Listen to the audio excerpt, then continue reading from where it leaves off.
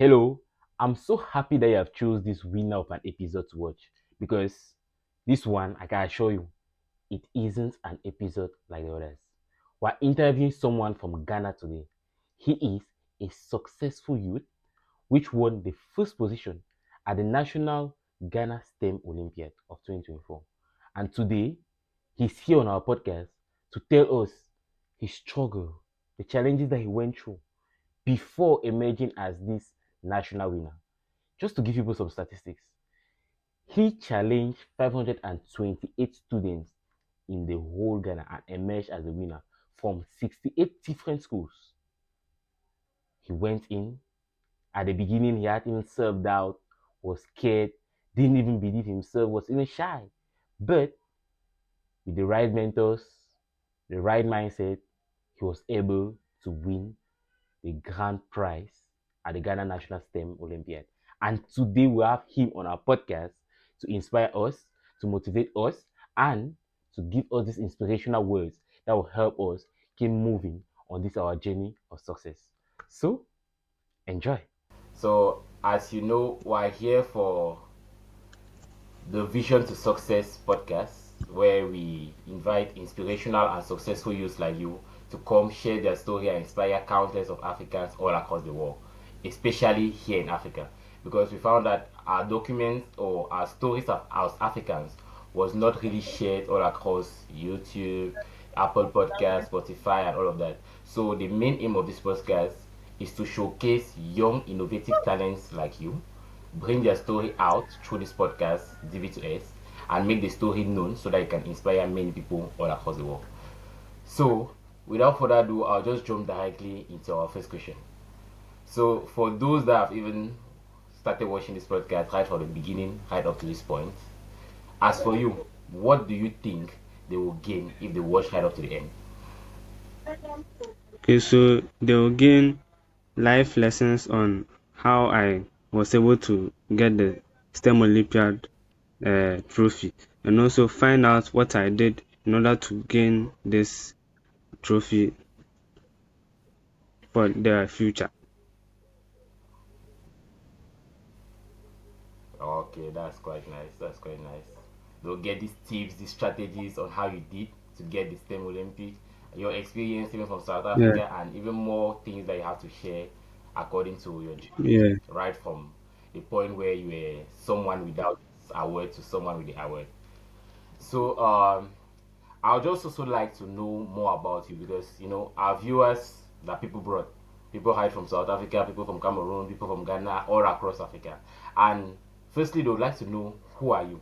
So can you kind of introduce yourself to us, me, and the viewers? Okay, so my name is Emmanuel Abakah. I come from Ghana and in Aguna Swedru. I am 15 years old and I want to inspire the upcoming generation. Yeah. Wow, wow, wow, wow. That's something of really good and outstanding. And just to like have more context, would like to know like what makes you stand out of even the 12 million people found in Ghana. Okay, so 12 million youths to be uh, precise, because I think in Ghana there are more than 12 million actually.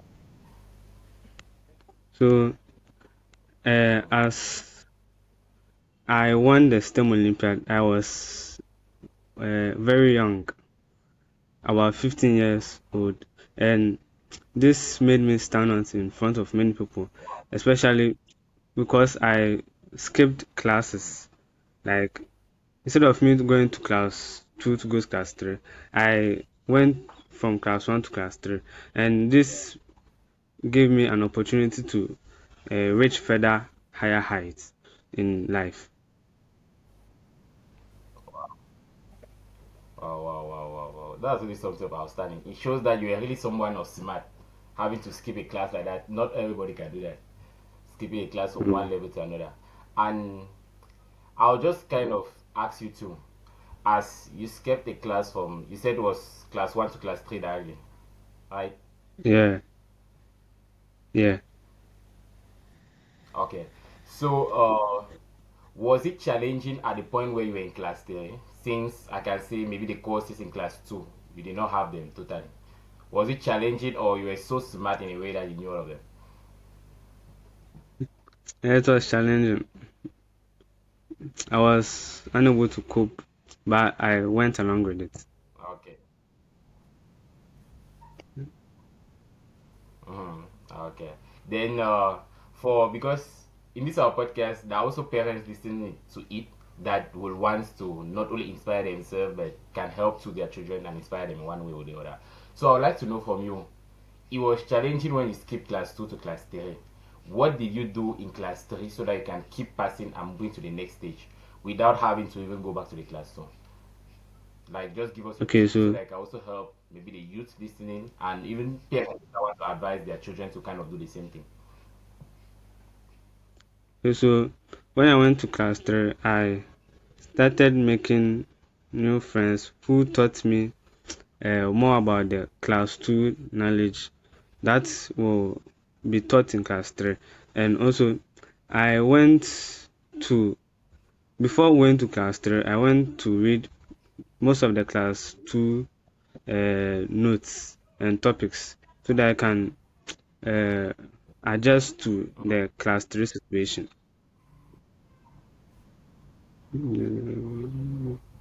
Wow, wow, wow, wow. That's something really good. You even highlighted something very important. Like when you went to class 3, you met with new friends, collaborated with friends in a way that they can teach you so that you can even know what was taught in class 2 so that you can keep advancing with it. That's actually a good Yeah. and extraordinary strategy. And as for you, when did your own success journey started? Because I know now Okay, you are so kind of a public figure with this massive success that you had in your country. So, as for you, when this success started? okay, so it all started in uh, uh, senior secondary school. When I reached SHS1, which is senior high school, Mm-hmm. I joined a club for science. Yeah. I joined a club for science students, and Mm-hmm. who were outstanding in my school. And since we were in Wow. the that science club, they selected us to join the STEM Olympiad championship so that we can go and maybe show ourselves. But instead of that, I ended up winning, which was Wow, wow, uh, wow. That's quite great. Yeah. okay. That's nice, nice. And at that point where they selected you people to go for the Ghana STEM Academy competition, like, what made people stand out so that people should be selected? That your team and the group where you were. Uh, we wrote an exams to be selected to that science class. Ah, okay. Then I don't know. Is it possible that we can know your score into the exam? Because many people targeting maybe such a competition, they have to know maybe a score that they can be aiming for. So what was your score? Think 105, and I think fit. Yeah, I was fit. Wow, that's 105 on Of maybe 120. 120. Wow, wow, wow. That's something massive. That's 105 on 120, and then again you were Yeah, fit. Then that was just your yeah, score, right? You went again for the national competition where you were competing, I think, with people from all the other regions and many other schools. And you there yeah. again, you had the opportunity to even be from that fifth position in your school to like the first position nationally. So I want to ask you, like, how was the journey leaving from, in fact, from having that score of 105 to going and winning the first place at the national competition? How was the journey? The journey was a little bit rough, but I stood stand and I was able to cope with it. And also, the journey was also a little bit uh, hard for each and every one of us that were in the science, well, that's when the science competition. But we stood strong and we held everyone together. Okay. And when you say it was kind of hard and tough, can you give us like more details? Then kind of also give us how you overcame these challenges that you faced during that period. Okay, so I started learning wide. I started learning wide, and also I was able to so that you can learn in a cope with others, so that you can learn in a group, so that maybe when you don't understand something, come and teach you. When I don't understand, come and teach you. Then we collaborated so that we can do well in the STEM Olympiad. So it shows that you really utilize the power of mentors, which were your teachers at the time. You were able to use your mentors, which constantly taught you when you found a difficult situation in any point in time. And I think that's actually something of cool and a good strategy that many of our viewers right now to apply. When going through tough situations, remember to use the power of your mentor to be able to mentor you through a journey so that you can reach a point where you are unable to reach without them. Let me just give an example of the context that Emmanuel right here like went through. So as he said at the beginning, he was the fifth in his school with a score of 105. That's he did his best, tried all what he could, skipped right even back going back behind. He skipped the class two, used his friends as people that could support him on this journey in teaching him what he forgot. Once he reached that point where he was ready for the competition, for the exam, scored a score of 105, super cool and amazing. Then going in for now the national Ghana STEM competition, he had to know more. And in order to know more, learn more, he had now to utilize mentors, which were his teachers, that taught him. And then together they were able to like build and mold him in a way that he was ready to go up for the success and winning the first place at the Ghana National STEM competition. As I told you, I was learning wide and collaborating, and also so we had some teachers who taught us during our stay, and they helped us to Uh-huh. open our eyes to many things which we couldn't see, and also they made us uh, they made us be helpful and also collaborate and also do well in every other subject. Yeah, Mm-hmm. Okay, okay. What just even explain just kind of gave like the power of using mentors, which your mentors at the time were teachers, which I just even explained. And I think something of really useful that our viewers right now to listen and apply to that. For everything or every challenge that you're facing in this life, try to use mentors, people that can guide you through the journey in getting yeah. the point that you or in going towards the direction or the goal that you want. Yeah, as you actually use it, Emmanuel, and it's something really cool and amazing. Now, one thing that many Ghanaians right now may be watching this or even are watching this and they'll be like, wow, this is our winner, this is our national winner. Next year, or yeah, next year I want to also be that winner. Which advice can you give them for those aspiring for that title that you have? Okay, so what I'll tell them is that they shouldn't be afraid to express themselves as they are going on that journey, and they should be collaborative. They should Mm-hmm. have that collaborative work, and also maybe they should uh, give themselves struggles so that maybe so that they can overcome them and be a better person. Yeah, Wow, wow, wow, wow, wow. That's something of really nice. They shouldn't be afraid, they should be collaborative and have this mindset of being a better and strong person. I think that's really good for the Ghanaians watching like this. Even not only Ghanaians, everybody in Africa right now going for any yeah, kind of competition. Don't be afraid, collaborate a lot with people, and utilize mentors as he did so that you can be strong and ready for any yeah. competition that you're going in for. Hello, thanks for tuning in again into this video. It means the world to my team and I, and we're so glad to see that you showed up for this video and you're going to get inspired. We just have one request for you. Please subscribe. By subscribing, you help I and my team be able to produce these amazing and inspirational videos for you every week. We will bring the best guests on our podcast to inspire you and motivate you towards your journey of success. So all what we want from you is to subscribe. Thanks. Then I would just like to know, for the Ghana Olympiads, you were in a team or was it individual? Okay, so we we were a team, but we wrote it individually. We were a team, but we wrote it individually. Okay, okay, I get. So I,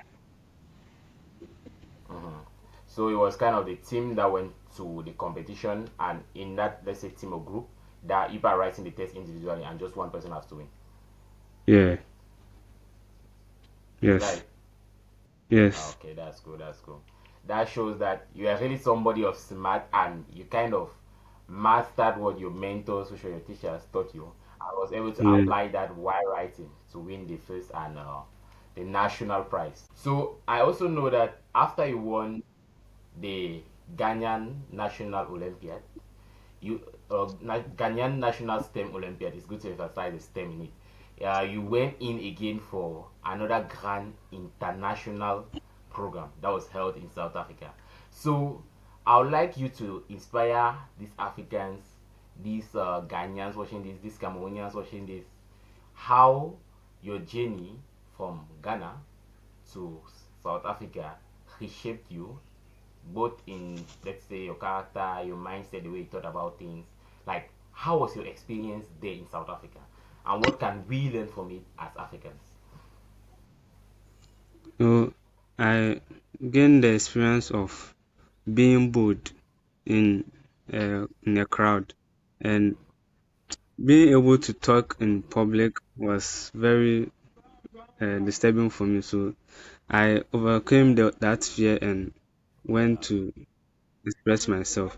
And also, uh, how it helped me is that it made me be proud of myself, because it wasn't easy uh, doing that thinking and that collaborative thinking and all those things to make me a better person. Yeah, exactly, exactly.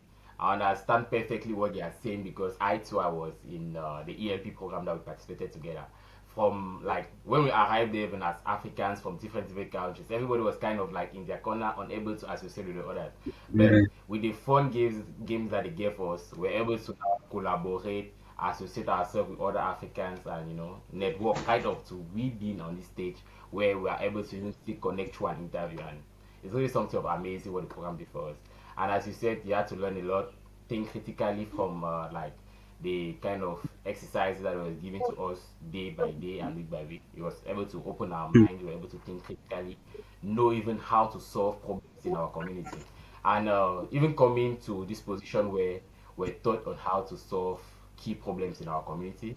I would just like to tell us, like, from the program, which program were we solving, and what was your own solution with your team?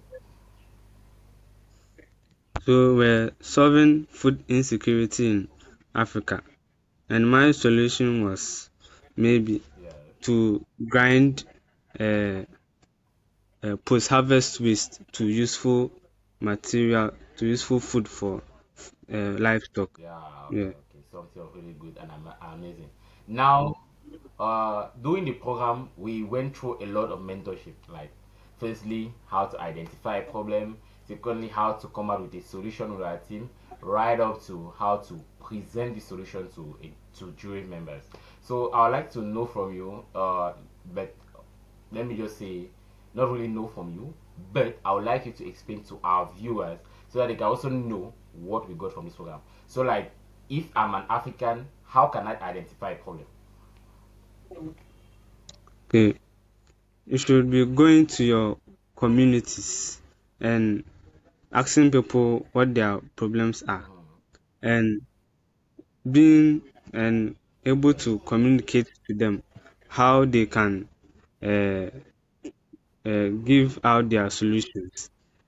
Being a public speaker for them so that they can implement their solutions to the community. Okay, yeah.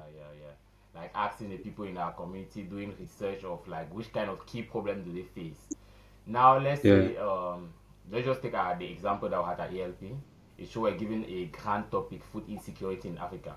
But now, as we let's say young innovators in Africa, we have to research for specific problems as you get. And what you even get was something of really key. To really know what a problem is, go to the field and discuss with these people that face the problem, and you're able to know what the problem is. That's what you're just saying, going, speaking with the people in your community, what they face, and all of that. Then let's just take your project.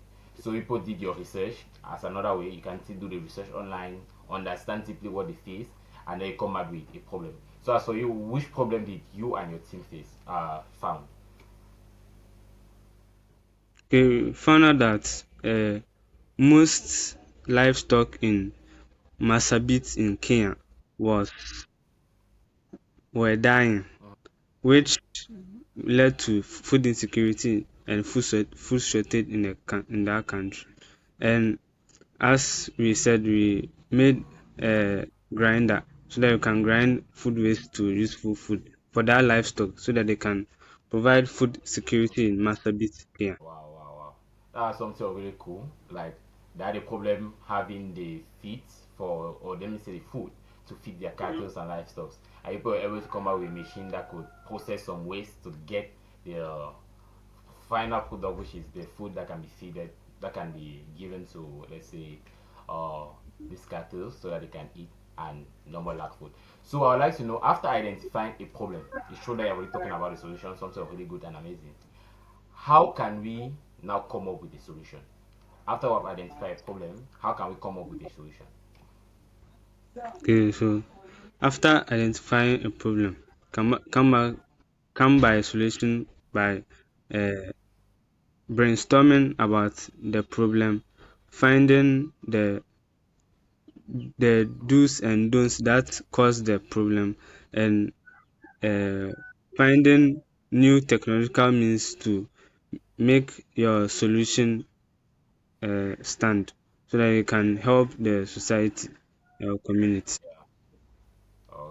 Yeah. What you really said, it was something of really good and essential. To come out with a solution of a problem, firstly, we have to understand what that problem is. Once you understand what the Yeah, problem is, you'll be able to see patterns on how you can use maybe existing stores in your community. And I think people are using waste, if I'm right, to be able to yeah, produce the feed for these different cattle, right? Mhm. yeah, So they were lacking food, but while in the community, there were actually things like waste that could be processed through the machine that people built and then come out with the feed that would be necessary to feed these different animals. So that's something really cool and amazing. And doing this program, I love programs like this because it unites we as Africans Africans. and helps us network with each other, collaborate with each other, so that we can build a strong bond in between ourselves to build something of really good and innovative in our community. So I also like to know from you, from my perspective, I think we Africans can collaborate as one. But as for you, after going through the ELP program where you had to meet people from Egypt, meet people from South Africa, meet people from Cameroon, and many countries here in Africa. So, do you think we Africans can collaborate to become one in working towards a common goal, maybe of developing our continent, from the people that I saw in South Africa? Yeah, we can work together, and but it will be very difficult. This is because uh, in most countries there's school and instability there, so it will take a lot of effort to do that. Yeah, that's something of actually very true. As you said, it's actually possible, but since of problems or some challenges in many countries, like maybe some face even problems of war, will be difficult to collaborate. But given Mm, that majority of we here in Africa are kind of in a stable situation, I'll go with your answer that you said is possible. And I'll just kind of like you to give us also more context on how it's possible for us Africans to collaborate as one. we, we can maybe collaborate towards as at the ELP program said, food insecurity. We can collaborate to solve food insecurity and collaborate to even Exactly. advance our technological systems in Africa so that we can make life easier for most of people in Africa. And also giving the young ones, giving the young ones opportunity to express their views might help in improving Africa and make Africa as one. Okay. Yeah, yeah, yeah. Mhm. Very true, very true. Firstly, as you even said, through programs like the ELP program, we're able, first of all, to unite the Africans together, make them work towards a common goal or a common problem facing the community, like the one that was given to us, the food insecurity problem. Then we as Africans collaborating our minds together, thinking critically towards this common, let me say, goal of solving this problem. It makes us collaborate. And as you were saying, it's really something of good and essential having these programs, having it really unite us, and we working together.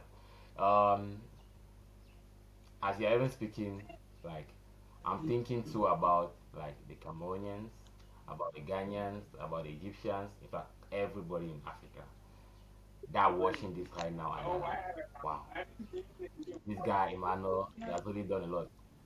After the Ghana STEM Olympiad to the ELP program, and now here is him even on the TV2S podcast, inspiring countless of Africans that are watching today.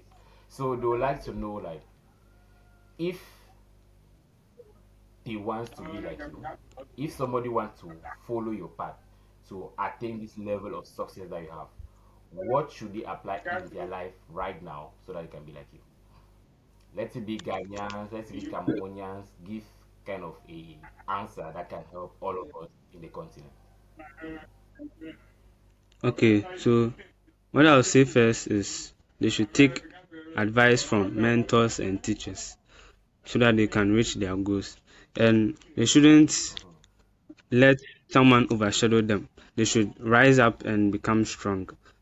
And also maybe they should have support team so that they can help them rise up and produce their goals. And what I'll say last is they should just be themselves. They shouldn't look upon others so that they can impress them or anything of that sort. Okay, yeah, that's really something of essential that you just gave. They should always look up to mentors, have a collaborating team that they can work towards and work with in like building problems, building solutions to problems that they find in their community. Something of really key and essential. And like just to give like let me say not to give but to help many other Africans that kind of face same problem they face at an early stage, which was as you described, you kind of had problems communicating with other people. So I would like to know how can we people that let's say shy or unable to easily communicate with other people around us, how can we do to facilitate our communication in an environment where we're always seeing people? Mm, okay, for me, I was very shy, but after the ELP program, I was able to stand up. And this was because uh, when I was there, I was able to make friends, especially the Sierra Leoneans.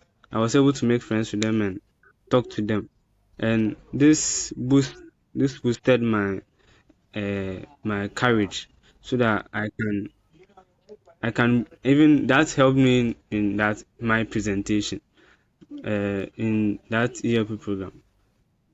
So I will tell them to Exactly. just focus and make good collaboration and make friends and all those things that will help him or her inspire himself to do something good for his continent and country. I just love what you said. You just gave something of really key and important that people really facing the problem of shyness should do right now. Look for friends that you can collaborate in. And let me just add some context to what you said because something of really good and uh, highlighting it also will make many people understand and help them overcome this shyness that they have. So, those feeling a problem of shyness, firstly, look for people in your community that you can easily collaborate with and make friends with them and start communicating with them. I think that's one thing that helped you too. We were able to make friendship easily Yeah. and easily communicate. That's one thing that boosted your confidence. Once you get that first friend, try get the second, try to get the third. People that you can easily communicate with, that you feel at ease around. Then once you keep doing Mm, that, you slowly start getting that confidence, communicating with other people, in presenting things even in front of people. And then once you have already a group of friends where you easily communicate, the idea that is coming to your mind that every time you are shy will just kind of go away because you always be in a situation where once you're with your friends, you're communicating. And once you're communicating, you're feeling that confidence that can even take you to different stages into communicating with many other people. So that advice is something really mm. key and I would say essential for many people here in our continent that are feeling or that are facing this problem of shyness to apply. And I'll just tell you this. It's true that I don't really tell many people about this. I too, at one point in my life, I was kind of shy. Yeah, I found the problem of communicating, speaking to people was one thing that was really disturbing me. I was just like sitting on my own corner, not even speaking to people, and it was kind of weird. And I kind of also applied the strategy that I use. Start by creating my own friends, speaking to them slowly. And one thing that helped me too was working on my mindset. So there's a quote that I've forgotten the person that gave the quote that what you think you attract. So at one point in time, I was always thinking that I'm shy. So I was attracting shyness because every time if I'm thinking I'm shy, I'll be obviously acting in a way a shy person acts. But when I reshape my mindset, because what you think you attract, when I reshape my mindset in a way that I was no more thinking of me being a shy person, but me thinking of someone that can communicate easily, someone that is confident in between people. I kept thinking that about that. Anytime I'm with people, instead of thinking that I'm shy, I was thinking that yeah, I can communicate with that guy, I can communicate with this person, I can communicate with that person. Then that kind of slowly gave me the first confidence that I needed to go towards somebody and present to the person what I have to say or start even a friendship and all of that. So it all starts by reshaping your mindset. When you reshape your mindset, go to the advice that Emmanuel gave. Build those friends that will keep upgrading your mindset into having a lot of friends, communicating easily, and being on stages that you could not even be before.